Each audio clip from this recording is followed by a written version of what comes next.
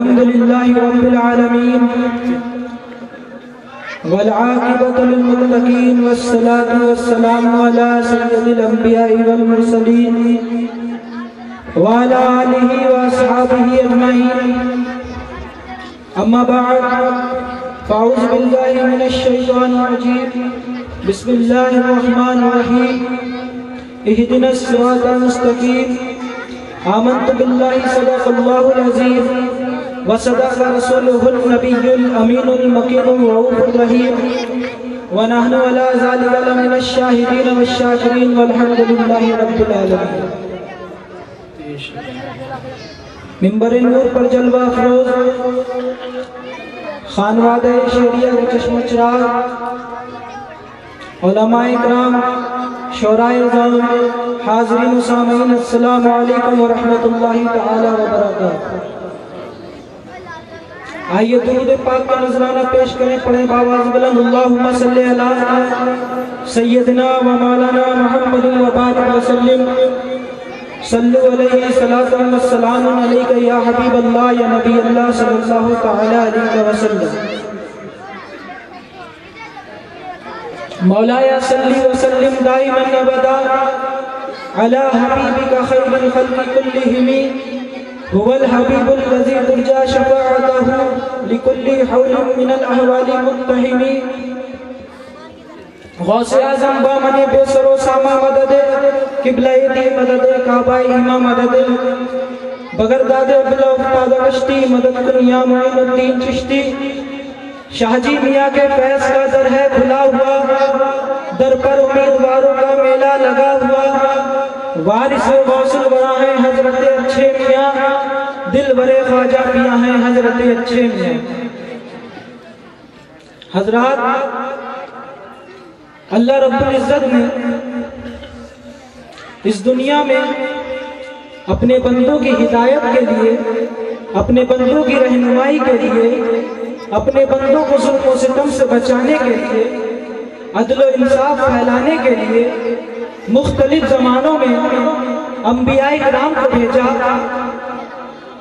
ان میں سب سے پہلے حضرت آدم علیہ السلام کو بھیجا، ان کے بعد حضرت شیش کو بھیجا، حضرت ادریس کو بھیجا، حضرت نوح کو بھیجا، حضرت ابراہیم کو بھیجا، حضرت اسماعیل کو بھیجا، حضرت اسحاق کو بھیجا، حضرت یعقوب کو بھیجا، حضرت یحییٰ کو بھیجا، حضرت ہارون کو بھیجا، حضرت موسیٰ کو بھیجا، حضرت عیسیٰ کو بھیجا. اس کے بعد آخر میں ہمارے اور آپ کے آقا جناب احمد مصطفیٰ محمد مصطفیٰ صلی اللہ تعالی علیہ وسلم کو بھیجا. اور جب آپ کی آمد ہوئی اس دنیا میں، اس وقت اس دنیا کا یہ حال تھا، ہر طرف کفر ہی کفر تھا، شرک ہی شرک تھا، کفر و شرک کے بادل امڑ رہے تھے. ایسے دور میں جب میرے نبی کی ولادت ہوئی اور آپ نے روحانی اور ایمانی تبلیغ جب کی، اس ایمانی تبلیغ کا یہ نتیجہ نکلا کہ اس دنیا میں کفر کے بادل چھٹنے لگے، تاریکی دور ہونے لگی. اس کے بعد بلکہ یہ کہیے کہ میرے نبی کی تبلیغ سے جو ابو بکر تھا وہ صدیق بن گیا، جو عمر تھا وہ فاروق اعظم بن گیا، جو عثمان تھا وہ ذوالنورین بن گیا، جو علی تھا وہ حیدر کرار بن گیا. بلکہ جب میرے نبی کریم صلی اللہ علیہ وسلم نے تبلیغ کی تو آپ نے مصائب و آلام کو برداشت کیا، لوگوں کی گالیوں کو برداشت کیا، اور آپ نے اپنے ساتھیوں کی شہادت کو برداشت کیا. اور آپ کی اس تبلیغ کا نتیجہ یہ ہوا کہ جب آپ کی وفات کا وقت قریب آیا، اس وقت عالم عرب میں صرف 1 لاکھ سے زائد مسلمان تھے. یہ آپ کی تبلیغ کا نتیجہ تھا. اور آپ کے وصال کے بعد اسلام کی تبلیغ کو صحابہ اکرام نے سنبھالا اور اسلام کے پیغام کو دنیا کے کونے کونے تک پہنچایا. صحابہ اکرام کے بعد اس اسلام کی تبلیغ کو تابعین نے سنبھالا، تابعین اکرام نے سنبھالا. اور جیسے جیسے زمانہ نبی کریم صلی اللہ علیہ وسلم کے زمانے سے دور ہوتا گیا، نئے نئے فتنے جنم لینے لگے، نئے نئے عقیدے رونما ہونے لگے.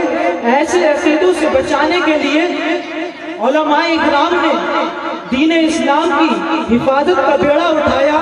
تو ان میں ایک طبقے نے ظاہری شریعت کو سنبھالا، ایک طبقے نے باطنی شریعت کو سنبھالا.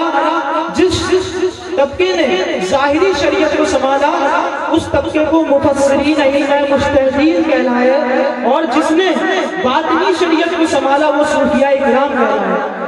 چنانچہ ابن تیمیہ نے لکھا کہ صوفیاء کرام، اور یہ لفظ تصوف کیسے بنا اور کس سے بنا اس کے بارے میں اختلاف ہے۔ وہ لکھتے ہیں کہ شیخ ابو الفتح نے لکھا ان التصوف کلمۃ مشتقۃ من الصفاء، کہ تصوف لفظ جو بنا ہوا ہے وہ صفا سے بنا ہے۔ اب جو صوفی ہے اس کے لیے یہ ضروری ہے کہ اس کا دل برائیوں سے صاف ہو، اس کے دل کے آئینے پر برائیوں کی آلودگی بھی ایک بھی بار نہ پڑی ہو۔ اور اس کے بعد ایک علماء نے یہ لکھا کہ جو یہ لفظ تصوف ہے یہ سفن سے بنا ہے۔ سفن کا معنی ہوتا ہے دوستی، اخلاص، محبت۔ تو جو صوفی ہے جس کو تصوف و روحانیت حاصل کرنا ہے وہ اللہ رب العزت کا خالص رضا حاصل کرے اور عقیدت کے ساتھ، محبت کے ساتھ، اور اپنے دل کو صاف کر دے۔